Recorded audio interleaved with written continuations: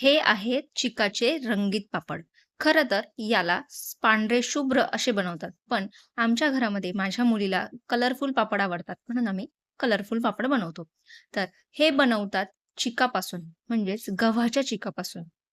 आमच्या खानदेशमध्ये पित्रांना आणि अखाजीच्या वेळेला जो नैवेद्य आपण ठेवतो, तर तेव्हा हेच पापड लागतात. बाकी दुसरे कुठलेही पापड लागत नाही. म्हणून हे चिकाचे पापड आम्ही खानदेशमध्ये बनवतो. तर बनवायचं कसं आहे, तर गहू 3 दिवस पाण्यात भिजत घालायचा आहे. तिसऱ्या दिवशी संध्याकाळी हा गहू दळून घ्यायचा. म्हणजेच स्वच्छ पाण्याने धुवून घ्यायचा. धुवून झाल्यानंतर पाणी नितरवून घ्यायचं आणि नितरवून झाल्यानंतर घरातल्या घरात मिक्सरमध्ये याचा चीक पाडून घ्यायचा आहे.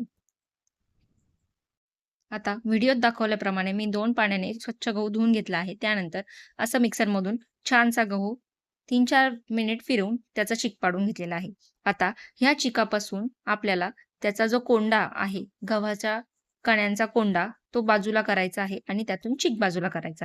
कोंड्याला चांगलं कडक हातांनी पिळून तो कोंडा दुसऱ्या पाण्यात टाकायचा आहे. कारण या कोंड्यामध्ये अजूनही चीक उरलेला असतो. आता हा चीक आपण उभ्या अशा भांड्यामध्ये गाळून घेणार आहोत. एका गाळणीतून असं भांड्याने चीक काढून घ्यायचा आहे आणि त्याचा कोंडा जो आहे तो छान कडक हाताने पिळून घ्यायचा आहे. आपला चीक वेगवेगळा झालेला आहे. आता 5-6 तासांनंतर चिकामध्ये जे एक्स्ट्राचं पाणी होतं ते वरती यायला सुरुवात होते आणि कडक असा चीक हा घट्ट असा चीक असा हा तळाशी बसतो. तर ते पाणी इथे मी काढून टाकलेलं आहे. ही प्रक्रिया बिबड्यांसाठी किंवा कुरडयांसाठी आणि ह्या चिकाच्या पापडांसाठी सेम आहे. आता खरी पुढची वेगळी पद्धत आहे. इथे पातेल्यामध्ये थोडंसं पाणी मी घेतलेलं आहे. त्यामध्ये हा चीक पळीभर किंवा 2 पळीभर असा टाकायचा आहे आणि त्याला एका लाकडी चाटू किंवा तुमच्याकडे लाकडी असं घट्ट पटापट फिरवण्यासाठी असं काही असेल, तर त्याने असं जोरजोरात फिरवून फेटायचं आहे. तर इथे तीच प्रोसेस चालू आहे. तर हे फेटता ते मिश्रण अगदी घट्ट होतं. आपण जसं कणिक भिजवतो तसं ते घट्ट होतं. याची आपल्याला खिशी प्रकारच घ्यायचा आहे.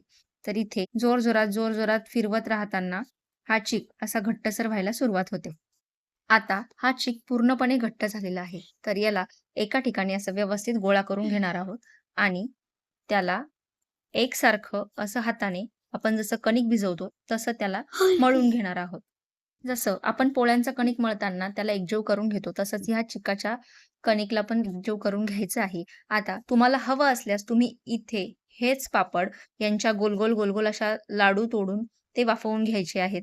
नाहीतर तुम्हाला जर कलर हवा असेल, तर ह्या स्टेजला तुम्ही कलर टाकू शकतात.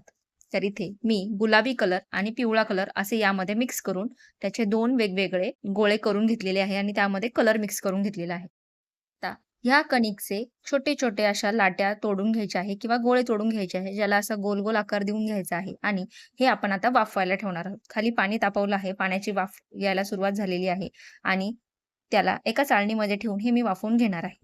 आता हे 5 ते 10 मिनिटानंतर वाफवले जातात आणि हे वाफवून झाल्यानंतर आता आपण याचे पापड लाटणार आहोत. आता त्यातली एक लाटी घेऊन पापड हे असे आपल्याकडे असे खेचत त्याला गोल आकार देऊन लाटून घ्यायचे आहे. अगदी हलक्या हाताने लाटायचं आहे आणि याला कुठलेही ताटाला तेल वगैरे काहीही न लावता इथे लाटायचा प्रयत्न करायचा आहे आणि ते लाटले जातात. असेच एक करून सगळे पापड आपल्याला लाटून घ्यायचे आहे.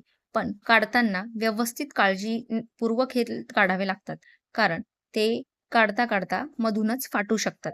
तर काढण्याची प्रोसेस ही मी तुम्हाला आता ताट असं एका हातात पकडून एका कॉर्नरने हळू त्या पापडला असे पुढे ढकलायचं आहे.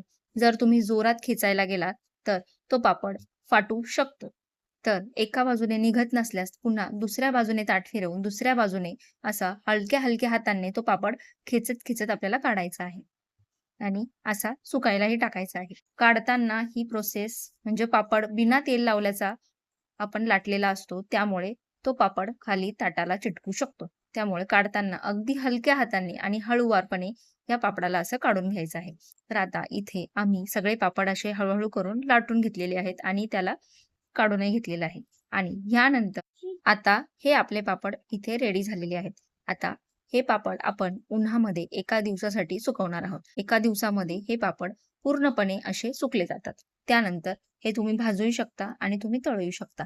तर असे छानसे पांढरे शुभ्र किंवा रंगीत असे चिकाचे पापड तुम्हीही नक्की बनवून बघा आणि मला कमेंट करून सांगा, की तुमच्याकडे हे पापड बनवतात का?